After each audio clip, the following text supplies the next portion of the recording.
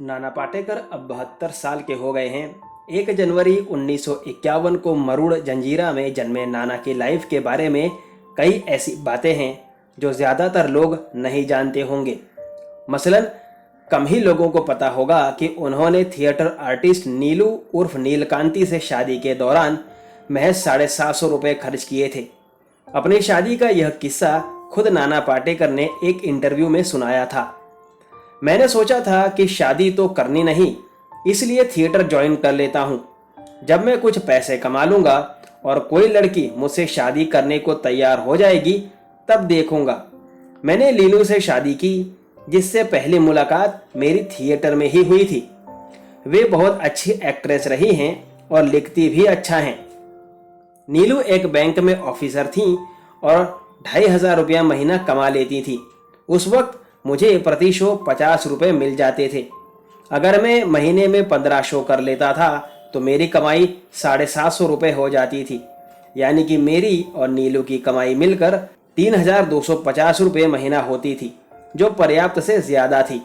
नाना कहते हैं 70 के दशक के मध्य में 200 रुपये में राशन आ जाया करता था, इसलिए हमारी बचत काफ़ी हो जाती थी। हमने शादी पर 750 रुपये खर्च किए थे। हमारे पास कुछ 24 रुपये बचे थे, जिससे हमने गोल्ड स्पोर्ट्स खरीदा और मेहमानों को एक छोटी सी पार्टी दी। शादी के बाद हम एक रात के लिए पुणे गए थे।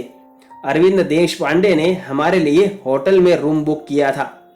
नाना पाटेकर की माने तो उनकी पत्नी नीलू सिनेमा से दूर रहीं। वे कहते हैं उसकी इकलौती फिल्म आत्मविश्वास थी, जिसे सचिन पिलगांवकर ने डायरेक्ट किया था। इस फिल्म के लिए उसे बेस्ट एक्ट्रेस का अवार्ड भी मिला था। नाना के मुताबिक बढ़ती उम्र के साथ नीलू का वजन कुछ बढ़ गया और वे सिनेमा से दूर हो गईं। नाना यह भी कहते हैं कि उन्होंने नीलू को वजन कम करने की सलाह दी थी और कहा था कि उन्हें अपनी बॉडी को हथियार की तरह इस्तेमाल करना चाहिए।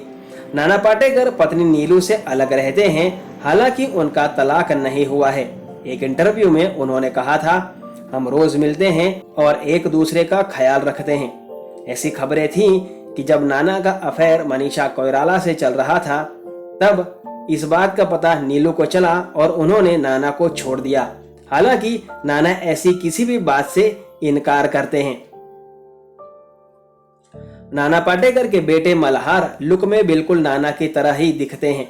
वे नाना की तरह ही बेहद सादगी पसंद हैं। मल्हार ने मुंबई के सरस्वती मंदिर हाई स्कूल से पढ़ाई की है। उन्होंने कॉमर्स में ग्रेजुएशन किया है।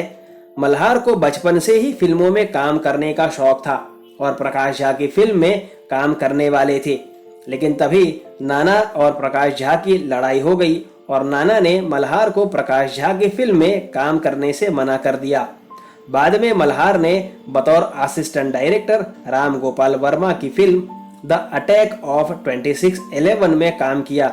उनका अब खुद का प्रोडक्शन हाउस है, जिसे उन्होंने अपने पिता नाना पाटेकर के नाम पर शुरू किया है। उनके प्रोडक्शन हाउस का नाम है नाना साहब प्रोडक्शन हाउस। आज के वीडियो में बस इतना ही। वीडियो पसंद आने पर लाइक करना बिल्कुल ना भूलें। धन्यवाद।